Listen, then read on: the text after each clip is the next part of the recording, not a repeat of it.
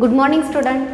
Life processes in living organism या टॉपिकमध्ये next आपण स्टडी करणार आहोत transportation of food and other substances in plant. So प्लांटमधला ट्रान्सपोर्ट पाहतोय. या आधीच्या व्हिडिओजमध्ये आपण वॉटर कसं ट्रान्सपोर्ट केलं जातं हे स्टडी केलं आहे. आज आपण फूड मटेरियल कसं ट्रान्सपोर्ट केलं जातं हे पाहणार आहोत. So transport of food and other substances. So सगळ्यात महत्त्वाचं फर्स्ट बघा, प्लांट्समध्ये फूड मटेरियल तयार करण्याचं काम कोण करतं तर प्लांटचे leaf. So food material produced by leaves. So प्लांटच्या ज्या लीव्स आहेत हे फूड मटेरियल तयार करण्याचं काम करतील. पण लीव्सनी तयार केलेलं फूड मटेरियल जे आहे ते एनर्जीसाठी ज्या ज्या पार्ट्सना लागणार आहे, मग रूट असेल, स्टेम असेल, ज्याही पार्टला लागेल, बर्डला लागेल, फ्लॉवरला, तर त्या पार्टकडे ते फूड मटेरियल सेंड केलं जातं. इन शॉर्ट, लीफने तयार केलेलं फूड मटेरियल बाकी सगळ्या पार्टकडे काय करायचं आहे, ट्रान्सपोर्ट करायचं आहे. सो फूड इज प्रोड्यूस्ड और synthesised in leaves and it is transported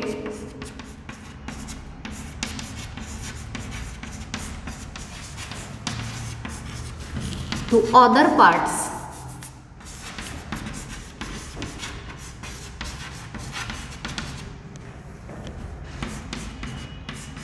like stem, root, fruits etcetera. So हे जे बाकीचे पार्ट आहेत यांच्याकडे हे जे फूड मटेरियल लीफमध्ये तयार झालेलं फूड मटेरियल हे बाकीच्या पार्टकडे ट्रान्सपोर्ट केलं जातं. आणि हा जो फूड मटेरियलचा ट्रान्सपोर्ट आहे याच ट्रान्सपोर्टला ट्रान्सलोकेशन असंही म्हटलं जातं. So transport of food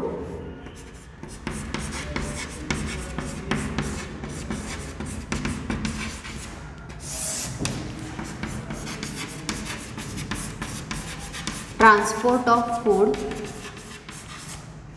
to other parts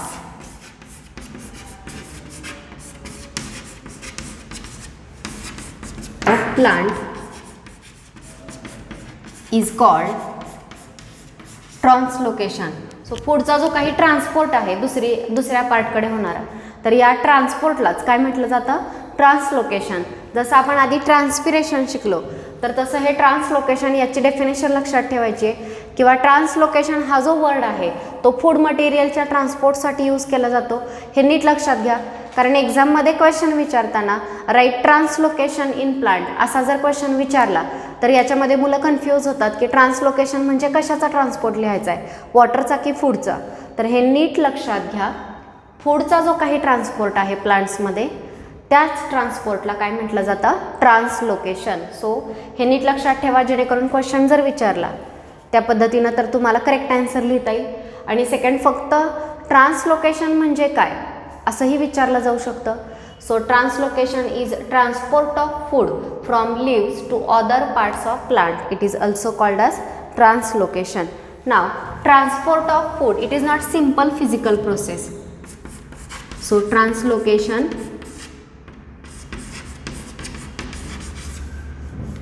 is not simple physical process. Translocation जे आहे ती सिम्पल फिजिकल प्रोसेस नाही आहे. जसं आपण वॉटरचा ट्रान्सपोर्ट शिकलो, वॉटरच्या ट्रान्सपोर्टमध्ये तुम्हाला कुठेही सांगितलं नाही की ATPची एनर्जी यूज केली. आपण पहिली रूट प्रेशर ही मेथड शिकलो, त्या मेथडमध्ये तुम्हाला सांगितलं की कॉन्सन्ट्रेशन डिफरन्समुळे सॉईलमधलं वॉटर सेलच्या आतमध्ये एंटर करतं. तर दुसरी जी मेथड पाहिली ट्रान्सपिरेशन पूल, याच्यामध्ये वॉटर लॉस होतं आणि लॉस झालेलं वॉटर, व्हेपरच्या फॉर्ममध्ये लॉस झालेलं वॉटर कॉम्पेन्सेट करण्यासाठी अजून वॉटर खेचलं जातं. सो दोन्हीही मेथडमध्ये कुठेही ATPचा यूज नाही. मात्र फूड मटेरियलच्या ट्रान्सपोर्टसाठी एनर्जी लागते आणि ती एनर्जी ATPमधून यूज केली जाते. So translocation is not simple physical process, require energy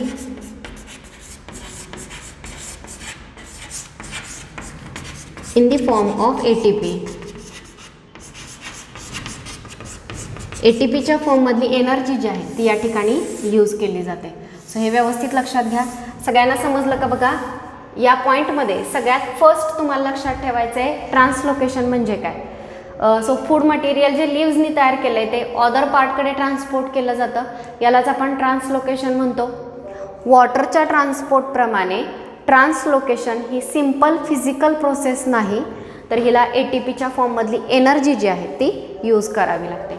हे कंटेंट लक्षात आलं का पहा सगळ्यांच्या?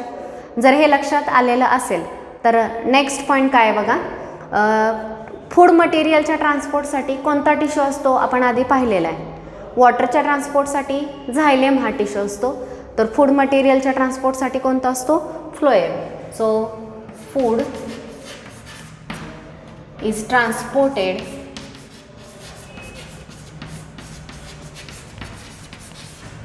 through phloem. फूड मटेरियल जे आहे ते फ्लोएममधून ट्रान्सपोर्ट केलं जातं. ओके, त्यानंतर नेक्स्ट बघा.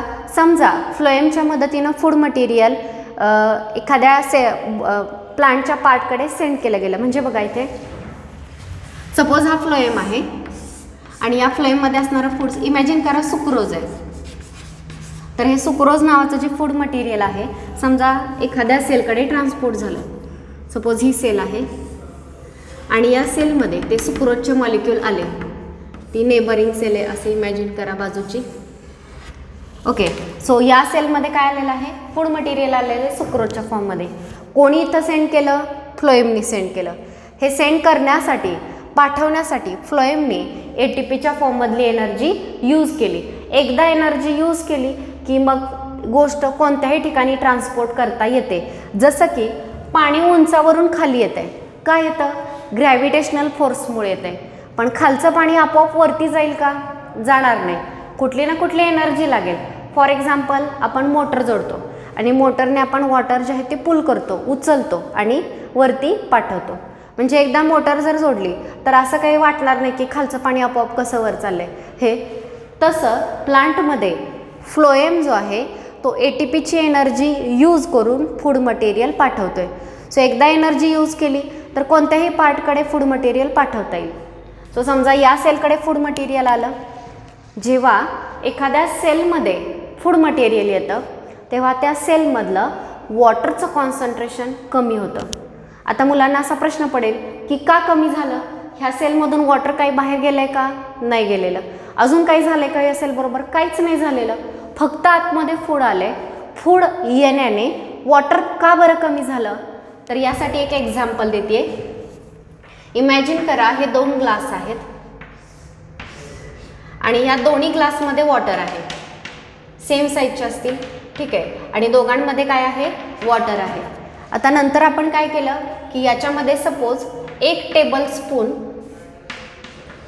शुगर जी आहे ती ॲड केली आणि हा जो दुसरा ग्लास आहे या दुसऱ्या ग्लासमध्ये 10 टेबलस्पून शुगर आपण ॲड केली. आता मला सांगा दोन्हींमध्ये शुगर ॲड केली आहे पण इथं किती आहे? 1 टेबलस्पून, 1 चमचा साखर टाकली आहे. याच्यामध्ये साखर कशी आहे? जास्त आहे. आता कोणत्या ग्लासमध्ये पाणी जास्त आहे? मग इथेही तोच मुद्दा आहे. पाणी आपण यातलं फेकून दिलं आहे का? नाही. अजून एक्स्ट्रा ॲड केलं आहे का पाणी? तेही नाही. आधी जेवढं होतं तेवढंच आहे. दोन्ही ग्लासमध्ये वॉटर सेमच आहे. मग कमी जास्त का होईल? तर बघा या ग्लासमध्ये आपण 1 टेबलस्पून शुगर ॲड केली आणि याच्यामध्ये 10 टेबलस्पून शुगर ॲड केली. शुगरशी कम्पेअर करता वॉटर इथं फक्त 1 चमचा साखर आहे, त्याच्याशी कम्पेअर करता वॉटर जास्तच असणार आहे. आणि याच्यामध्ये 10 चमचे साखर आहे, त्याच्याशी कम्पेअर करता इथं वॉटर काय झालं? कमी झालं. कारण इथं साखरेचं प्रमाण काय झालं आहे? वाढलं आहे. तसंच या सेलमधलं वॉटर कुठेही गेलेलं नाही आहे, मात्र त्या सेलमध्ये काय आलेलं आहे? फूड मटेरियल आलं. आणि जेव्हा सेलमध्ये फूड मटेरियल येतं तेव्हा आपोआप त्यातली वॉटरची लेवल जी आहे ती काय होते? कमी होते. सो नक्कीच या सेलमधलं काय झालं? वॉटर कमी झालं. आता वॉटर कमी झालं तर या सेलमध्ये डिफ्युजनने बाजूच्या सेलमधलं वॉटर जे आहे ते इथं एंटर करणार आहे. मग आता मला सांगा पहिल्यांदा काय आलं? फूड आलं. फूड मटेरियल आल्यामुळे त्या सेलमधलं कशाचं कॉन्सन्ट्रेशन कमी झालं? वॉटरचं कॉन्सन्ट्रेशन कमी झालं. ते भरून काढण्यासाठी शेजारच्या सेलमधून अजून काय आलेलं आहे? पाणी पण आलं. मग आता या सेलचं काय? कंटेंट वाढलं. फूड पण आलं आहे, वॉटर पण आलं आहे, 2 गोष्टी आल्या. सो सेलचं कंटेंट वाढलं आणि जे कंटेंट वाढलेलं आहे त्याचा प्रेशर जे आहे ते या सेलच्या वॉलवरती येतं. कंटेंट वाढल्यामुळे साहजिकच त्या वॉलवरती, समजा एखादी बॅग आहे, तुम्ही त्याच्यामध्ये थोडंसं साहित्य भरलं, त्यात पुन्हा अजून साहित्य भरलं, तर त्या बॅगवरती, त्याच्या वॉलवरती काय येणार आहे, प्रेशर येणारच आहे. तसं या सेलमध्ये आधी वॉटर आलं, त्यानंतर फूड आलं आणि दोन दोन गोष्टी ॲड झाल्यामुळे त्या वॉलवरती प्रेशर आलं. आता ह्या प्रेशरमुळे इथलं फूड मटेरियल नेबरिंग सेलमध्ये ट्रान्सपोर्ट केलं जातं.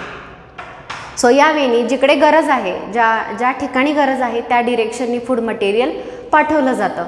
म्हणजे आता फॉर एक्झाम्पल फ्लॉवरिंग सीझन आहे, ज्या सीझनमध्ये बर्ड्स येतात, फ्लॉवर्स येतात, मग त्या सीझनमध्ये फूड मटेरियल कुठे पाठवलं जातं, बर्डकडे पाठवलं जातं. का?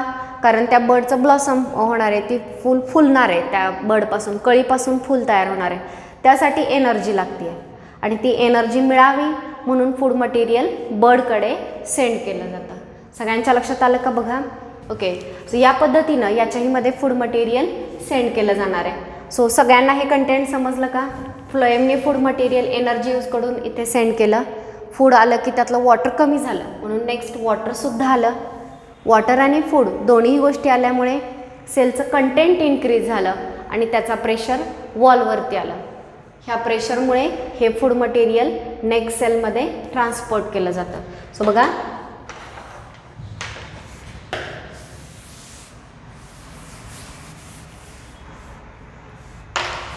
when food material is transported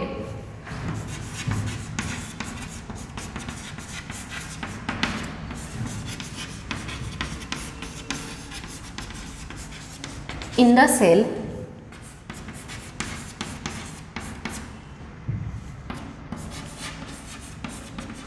water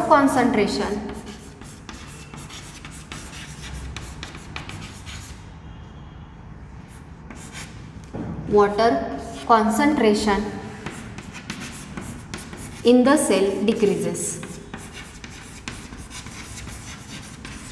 आपण आत्ताच पाहिलं की जेव्हा फ्लोएमच्या मदतीने एखाद्या सेलमध्ये फूड मटेरियल ट्रान्सपोर्ट होतं तेव्हा त्या सेलमधलं कशाचं कॉन्सन्ट्रेशन कमी होतं, तर वॉटरचं कॉन्सन्ट्रेशन कमी केलं जातं. Next, water also enters in the cell. So food material आलं आणि फूड मटेरियलमुळे वॉटरचं कॉन्सन्ट्रेशन कमी झालं. वॉटरचं कॉन्सन्ट्रेशन कमी झाल्यामुळे पुन्हा त्या सेलमध्ये वॉटरसुद्धा एंटर करणार आहे. ओके. आता बघा, वॉटर जे एंटर झालं ते डिफ्युजनने एंटर झालं in the cell by diffusion. डिफ्युजनने एंटर करेल तर दोन गोष्टी आल्या. पहिल्यांदा काय आलेलं आहे, फूड मटेरियल आलं आणि नंतर काय आलं, तर water. So content of cell increased, content of cell get increased. So दोन गोष्टी आल्यामुळे सेलचं कंटेंट जे आहे ते इन्क्रीज झालं आणि त्याचं प्रेशर वॉलवरती येतं. So content of cell get increased and pressure on the wall of cell is generated. So त्या वॉलच्या प्रेशरवरती त्या सेलच्या वॉलवरती प्रेशर जे आहे ते जनरेट होतं आणि या प्रेशरमुळेच ते जे फूड मटेरियल आहे ते नेक्स्ट सेलकडे पास केलं जातं. सो यावेळी प्लांटमध्ये फूड मटेरियलचा ट्रान्सपोर्ट जो आहे तो सगळ्यांमध्ये केला जातो. सो सगळ्यांना हे नीट लक्षात घ्यायचं आहे की सेलमध्ये फूड आणि वॉटर दोन गोष्टी आल्यामुळे कंटेंट वाढलं सेलचं, त्याचा प्रेशर सेलच्या वॉलवरती येतो आणि त्यामुळे ह्या हाय प्रेशर सेलमधलं कंटेंट लो प्रेशर असणाऱ्या शेजारच्या सेलमध्ये, नेबरिंग सेलमध्ये ते फूड मटेरियल पाठवलं जातं. सो यावेळी आधी फ्लोएममधून फूड मटेरियल सेलमध्ये येतं आणि सेलमध्ये एका सेलमधून दुसऱ्या सेलमध्ये कसं सेंड केलं जातं, तर या प्रेशरमुळे आधी फूड आलं, फूड आल्यानंतर पुन्हा वॉटरची लेवल कमी झाली आणि ती कमी झालेली लेवल भरून काढण्यासाठी डिफ्युजननी पुन्हा वॉटरसुद्धा आलं. सो सेलचं कंटेंट इन्क्रीज होतं आहे. कंटेंट इन्क्रीज झालं की वॉलवरती प्रेशर येतं आणि या प्रेशरमुळे ज्या सेलमध्ये फूड आहे ती सेल हाय प्रेशरमध्ये, नेबरिंग सेल लो प्रेशरची आहे. सो हाय प्रेशरकडून लो प्रेशरकडे फूड मटेरियल ट्रान्सपोर्ट होतं आणि मी आधीच सांगितलं रिक्वायरमेंटनुसार फूड मटेरियल वेगवेगळ्या पार्टकडे ट्रान्सपोर्ट केलं जातं. सो प्लांट्समध्ये मेन फूड मटेरियल तुम्हाला सांगितलं फ्लॉवरिंग सीझनमध्ये बर्डकडे सेंड केलं जाईल. तसंच प्लांटचे स्टेम असेल, रूट असेल, फ्रूट्स असतील, हे फूड मटेरियल स्टोअर करण्याचं काम करतात. सो स्टोरेजसाठी प्लांटच्या या पार्टकडे सुद्धा फूड मटेरियल पाठवलं जातं. सो हे नीट लक्षात ठेवा की प्लांटचं फूड मटेरियल सगळ्या पार्टकडे जाणार आहे. आपण वॉटरचा ट्रान्सपोर्ट शिकला, त्यात तुम्हाला सांगितलं की रूटनी ॲब्झॉर्ब केलेलं वॉटर फक्त अपवर्ड डिरेक्शननी सेंड होणार आहे, वरतीच येणार आहे. कारण सगळ्यात खाली रूट्स आहेत, तेच ॲब्झॉर्ब करत आहेत. तिथून अजून खाली जायचा काही प्रश्न येत नाही आहे, तिथून ते वरतीच येणार आहे. मात्र लीफनी तयार केलेलं फूड मटेरियल खाली रूट्सपर्यंत आणि लीफपासून वरती समजा फ्रूट असेल, फ्लावर असेल, त्या सगळ्यांकडे ते फूड मटेरियल जे आहे ते सेंड केलं जातं. सो यावेळी फूड मटेरियल अपवर्ड ॲज वेल ॲज डाऊनवर्ड दोन्ही डिरेक्शननी सेंड होतं आणि वॉटर मात्र फक्त अपवर्ड डिरेक्शननी सेंड होतं. सो सगळ्यांना नीट समजलं का बघा? वॉटरचा ट्रान्सपोर्ट आणि फूडचा ट्रान्सपोर्ट याच्यामध्ये डिफरन्स आहे. वॉटरचा जो ट्रान्सपोर्ट आहे त्याच्यासाठी झायलेम हा टिश्यू यूज होतो आणि फूड मटेरियलच्या ट्रान्सपोर्टसाठी फ्लोएम हा टिश्यू यूज होतो. नेक्स्ट, वॉटरचा जो ट्रान्सपोर्ट आहे तो फक्त अपवर्ड डिरेक्शननी होतो. फूड मटेरियलचा ट्रान्सपोर्ट अपवर्ड ॲज वेल ॲज डाऊनवर्ड सगळ्या डिरेक्शननी होतो. त्यानंतर वॉटरच्या ट्रान्सपोर्टसाठी ATPची एनर्जी यूज केली जात नाही. फूड मटेरियलच्या ट्रान्सपोर्टसाठी मात्र ATPच्या फॉर्ममधली एनर्जी जी आहे ती यूज केली जाते. सो हे व्यवस्थित लक्षात घ्या. सो आज आपण प्लांट्समध्ये फूड मटेरियलचा ट्रान्सपोर्ट कसा होतो हे स्टडी केलं. यानंतर नेक्स्ट आपण स्टडी करणार आहोत एक्सक्रिएशन इन प्लांट्स. सो ज्याच्यामध्ये वेस्ट मटेरियल बॉडीच्या बाहेर कसे रिलीज केले जातात, मग प्लांट्समध्ये आणि ह्युमन बिईंगमध्ये दोन्हींमध्येही आपण हे स्टडी करणार आहोत.